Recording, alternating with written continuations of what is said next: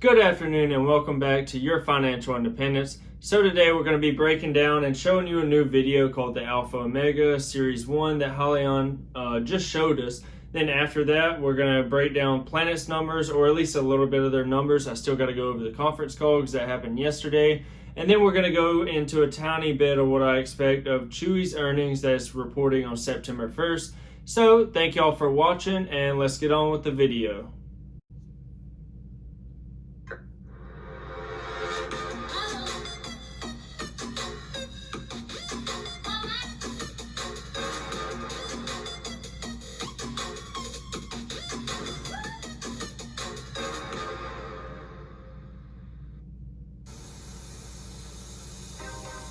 We're in the process of building our first batch of demo vehicles of the Hypertruck powertrain. Getting that work done. Big milestone for us because these are the first vehicles that are actually going to go out to fleets. Fleets are going to be able to see them, actually get to go ride in them, and really experience the technology firsthand. Yeah, so just in case y'all didn't catch that, these trucks they're building now, these are the demo units that are going out to these huge companies. So this is going to be the ones that are showcasing like, hey, this is us, Hyliion, this is what we do. So very important to keep in mind that. The first step in the process is actually having a vehicle to put your powertrain in. And so we're up in Denton, Texas at Peterbilt's factory where they actually build the trucks. It's a really cool process because at the beginning of the assembly line, you have a bunch of steel. And by the end of the process, you've got a fully built truck. The goal is to really work with Peterbilt and commercialize the product to get to production numbers.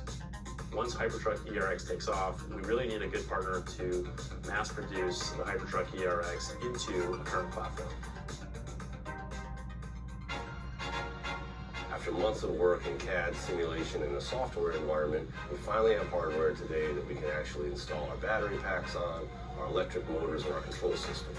So this powertrain is 100% fully electric. The tires are attached to electric motors and they get their electricity from our battery system. What's different about our system is that we do bring a renewable natural gas generator on board the truck with us. We can operate the vehicle. So I wanted to show you all this, or at least to my knowledge, I know Cummins that they paint their engines red, that exact red right there. Or either Cummins or Onan, which is basically owned by Cummins. That's their natural gas side. So that's what I'm expecting for them to eventually release whenever, maybe after the demo units come back, they'll release that. They haven't really said anything about, because there's been questions about what kind of engines are y'all using. So if it is Cummins or if it's their brother company or sister company, Onan, those are really good motors. And from what I can see on this picture, it doesn't look like there's no kind of EGR or anything like that. So EGR, that's the exhaust gas recirculation. That's something that came about 2007 to about 2009. 2007 to 2008. So that basically all the exhaust, it goes right back into the intake. So imagine breathing in, but you're breathing in through a plastic bag, what you're not supposed to do, like over your head, and it having tiny holes. So you're getting a little bit of fresh air, but a lot of that is your exhaust. You're exhaling all this bad air that you don't want back in your body. And they do that for emission reasons. It is better for the emissions, but it is very bad on trucks, especially soot. So soot is basically just carbon, and carbon's one of the hardest elements known to man as far as its like tensile strength and how hard it is. So you got your pistons going up and down in the cylinder walls, and that creates these little micro scratches, which you lose compression throughout the engine. You lose engine life. That's what it all boils down to.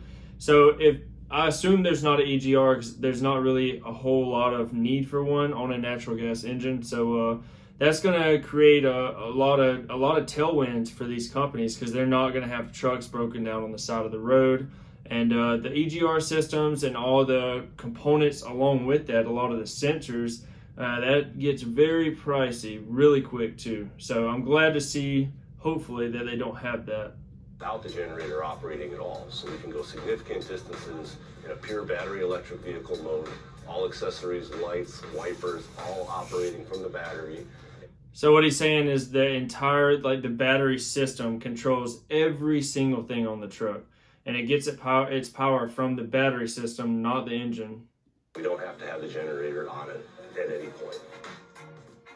The Hypertruck powertrain is. And one more thing on that, whenever truckers are sleeping, a lot of the older trucks, they don't have APU units, auxiliary power unit, that'll power the AC, or if you plug your phone into the outlet or something like that.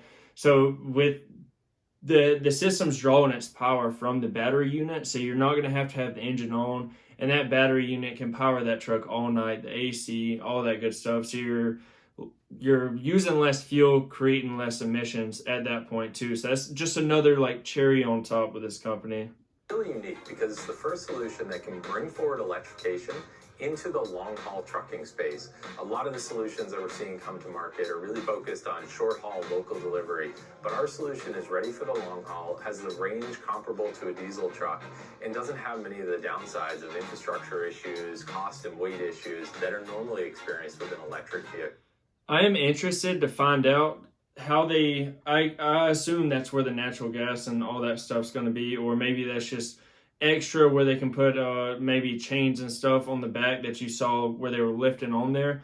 So for log trucks, flatbed trucks, it's called a headache rack, and it's oftentimes you'll see it's the stainless steel, the diamond plate stainless steel that goes on the back of trucks, which is required by DOT. So I am interested to see if you can still fit one of those back there, because there is a big flatbed trucking market and log trucks too. So I'm interested to see if you can fit that back there, or if that actually counts for a headache rack, if it'll comply with the DOT standards.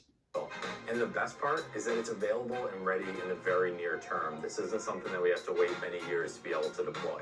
We're taking delivery of the trucks now, and the first prototype was affectionately named Alpha 1.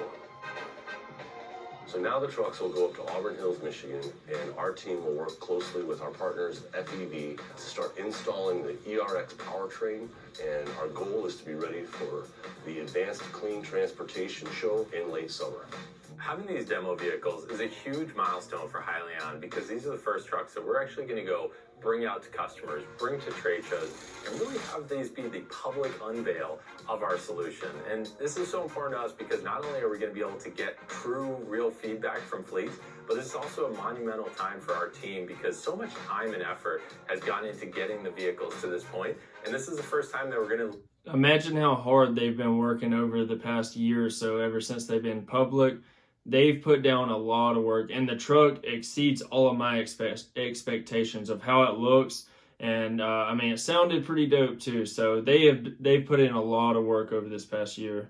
There's probably been plenty of restless nights where this man right here probably slept at his work or his shop or maybe his office because he just didn't have enough time to go back home. Others actually be able to experience what we're so excited about.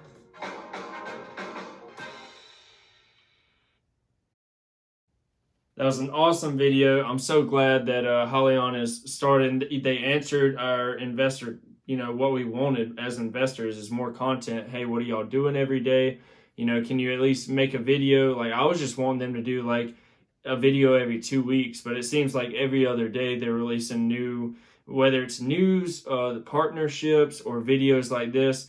So I'm amazed that they must have hired a whole like media team just to do all this, especially the way they edit their videos and just everything flows so nicely. So I'm super intrigued about Hyliion and its near future, especially with these demo units getting shipped out to customers. I mean, probably next quarter, they're probably going to take hand of these demo trucks and run them through the ringer basically and make sure that they're efficient.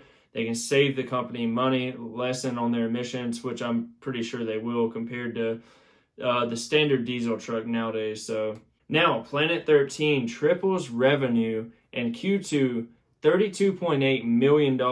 This won't take that much time. I just wanted to go over this. I still got to go over the conference call tonight. I'm super excited about their California plant or their retail store, I guess. I'm super excited, and I'm hoping that they'll say basically like, hey, business here is ramping up, because I watched Jeremy LaFay's channel whenever he went there, and basically it was dead. I mean, he was honest about it too. He was like, the company doesn't have that much traffic walking in and out of the building.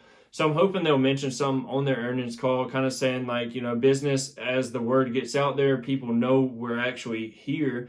that business foot traffic, all that good stuff is going up as the store, gets older and older and the word spreads more. So Q2 2021 revenue of $32.8 million, up 205% compared to Q2 of 2020. Q2 of 2020 was when a lot of investors thought that this company may go bankrupt. That was when COVID was really first hitting. It was hitting all the earnings for sectors out there, especially retail sectors. A lot of people thought that they were going to go out of business. If not, they were going to dilute shareholder value or just take on a lot of debt that they did not need at the time. Their balance sheet, which I'll probably make a video soon, just going over the whole stock because I'm super excited. This is one of my top holdings that I do have. Their balance sheet is pristine. They have enough cash to pay off their debts, all that good stuff.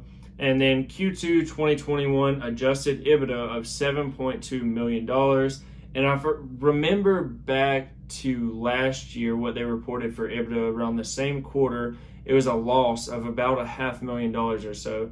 So they've went from a loss of $500,000 EBITDA to now a gain of $7.2 million. So they have came a long way. The stock price has too, but it is getting about to where I would start buying. If it gets to around the $4.50 area, which has been hovering basically right there at $5, it's dipped down a couple times to about $4.80. But if it goes to $4.50, I can't tell myself not to buy this stock, especially with how much long-term growth it has in the future and short-term, honestly. And now for Chewy earnings. So analysts are still expecting them to have, I don't have it pulled up, but I want to say it was a loss of 1 cent EPS. I do expect them to be profitable on earnings per share. If I had to randomly throw a number out there, what I expect, I would say 5 to 6 cents of EPS. And for revenue, I really, really want to see them get their revenue above $2.25 billion for revenue in that quarter. I think last quarter they done 2.14, so that would be about a 5, maybe 6% revenue growth if I'm doing the numbers all right in my head. So that's what I'm expecting. Once again, it's on September 1st. I know there's not a whole lot of Chewy shareholders. It's not that popular of a stock. I personally love it. It is a high valuation stock, kind of like Palantir is, but a lot of growth in the future, and I'm willing to pay for that growth. So I hope y'all enjoyed this video. I know a lot of my Hyliion shareholders out there definitely enjoyed this video. Had some good news from Planet 13, and then covered over Chewy earnings on September 1st, what I'm expecting of the stock. So with that, I hope y'all have a great day and catch me back here on Monday.